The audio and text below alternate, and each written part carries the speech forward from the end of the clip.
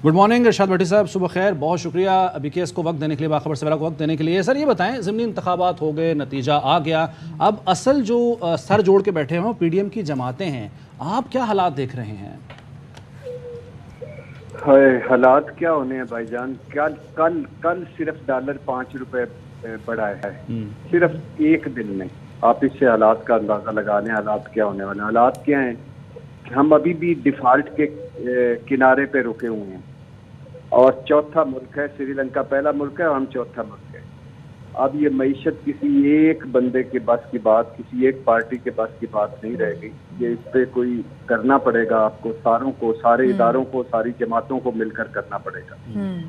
और अब अल्लाह के फजल से मुल्क में ऐसे हालात हैं कि सब इक़्तिदार में, इमरान खान साहब भी इक़्तिदार में हैं, जरदारी साहब भी इक़्तिदार में हैं, शहबाज शरीफ साहब भी इक़्तिदार में हैं, मौलाना साहब भी इक़्तिदार में हैं। अब अगर आप हम तीनों रह गए हैं, तीनों चारों रह गए, तो ये मतलब ज्यादती की बात है वैसे। अच्छा भट्टी साहब, इक़्तिदार में तो हैं, इख्तियार में भी हैं? बिल्कुल है सर, बिल्कुल हैं, क्यों नहीं है। ये दूध पीते फीडर पीते बच्चे हैं।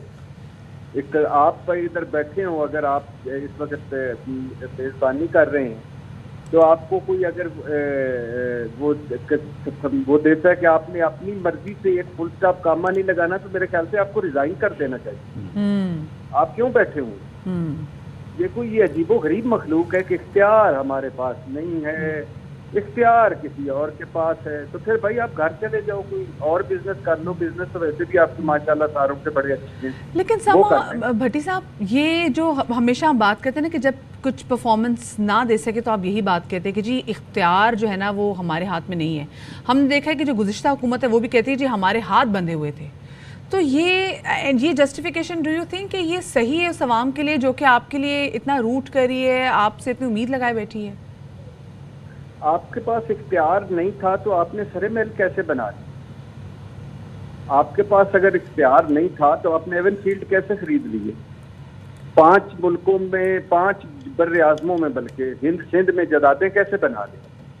आपके अपने बिजनेस कैसे इतने चलते हैं और मुनाफे में चलते हैं? कहाँ से आते हैं ये इख्तियार कि आपकी 7 नस्लें संवर गई हैं? और कहाँ से आते हैं वो बेइख्तियारी कि हम गड़े से, गुर्बत के गड़े में, बेरोजगारी के गड़े में, महंगाई के गड़े में करेंगे? इनके एक्सक्यूजेज हैं।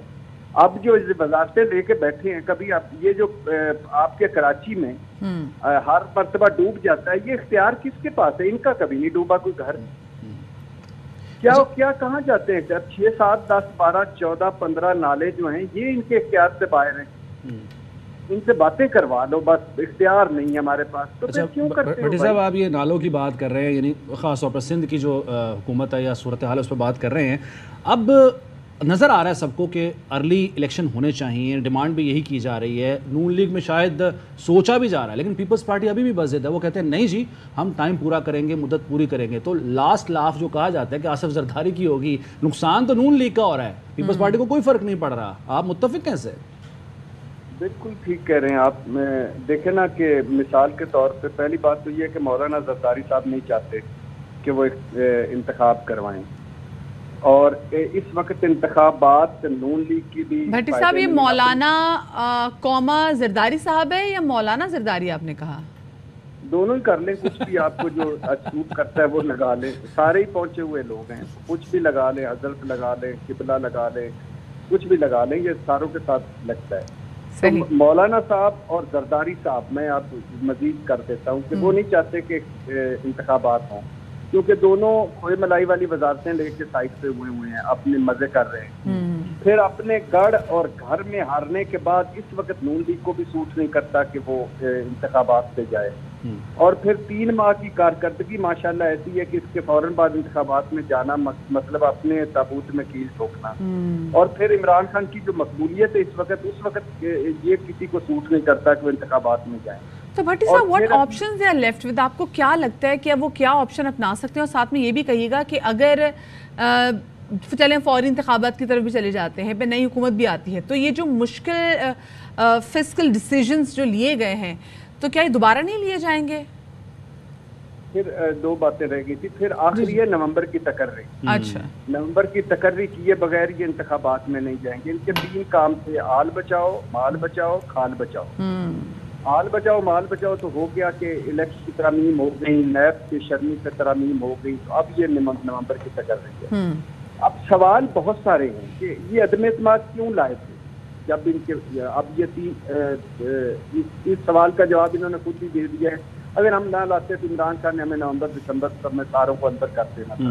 مطلب کوئی مہنگائی ان کا ایشو نہیں تھا، بے روزگاری ان کا ایشو نہیں تھا، غربت ان کا ایشو نہیں تھا۔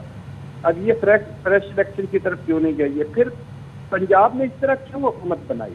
علیم ترین چھینا، اور پھر اوپر سے باپ، اوپر باپ نیچے بیٹا، حمزہ کیوں اتنے بیڈ آپٹکس کیوں؟ اب آپ نے وہ ایک سوال کیا تھا کہ نون لیگ کو ملا کیا، یعنی ساری مثال کے طور پہ یہ کہتے تھے بڑے نالائق ہیں جی، بڑے نا تجربہ کار ہیں، بڑے نااہل ہیں، بڑی بیڈ گورننس ہے تحریک انصاف کی، وہ ساری تو آج ہمیں وہ ایک لگ رہی ہے کہ وہ کمال کی گورننس تھی، کمال کی پرفارمنس تھی، یہ آ کے انہوں نے سارے گناہ بخشوا دیے اگر کیے تھے۔ اور سائیں گلزار سے محمود خان تک جو کوکومو گورننس آج حلال ہو گئی، ساری کرپشن کہانیاں 3 آڈیوز کے سنانے کے بعد ان کے پاس کچھ بھی نہیں، اور جو سب سے بڑا ان کو نقصان ہوا ہے وہ ووٹ کو عزت دو ہے، یعنی اب کوئی بھی یہ بات کرنے کے قابل نہیں رہ گئے دل تو، اور پھر ہم اہل تجربہ کار ہیں، ہم لائق ہیں، ہم ارسطو ہیں، ہم افلاطون ہیں، سب مسائل کا حل ہمارے پاس ہے۔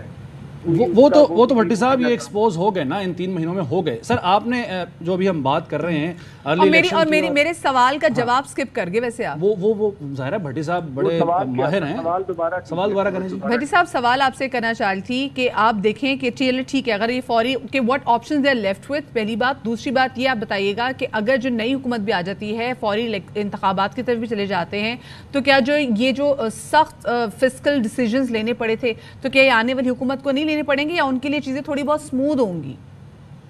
نہیں، فوری الیکشن اس لیے دیکھیے، ایک تو ہے وہ ٹیکنیکل چیزیں کہ آپ اس وقت آئی ایم ایف اور پیکٹ میں پھنسے ہوئے ہیں، مجھے نہیں پتا کہ اس ٹیکنیکل چیزوں کا اس پہ کیا اثر پڑتا ہے، لیکن فوری الیکشن اس لیے ضروری ہیں کہ جو بھی آئے گا وہ کم از کم یہ نہیں ہوگا، بلیک میلنگ سے بچ جائے گا، فریش مینڈیٹ ہوگا، کیونکہ یہ جو اسمبلی ہے یہ تو ان کو یہ جعلی اور ظلم زدہ اسمبلی سمجھتے تھے نا یہ سارے جو پی ڈی ایم والے، تو یہ فوری الیکشن مثال کے طور پہ نون لیگ جیت جاتی ہے، مثال لیتے ہیں، تو اس سے زرداری صاحب اور مولانا صاحب کی بلیک میلنگ سے نکل جائیں گے نا، پھر وہ کم از کم سارا کچھ کریں گے۔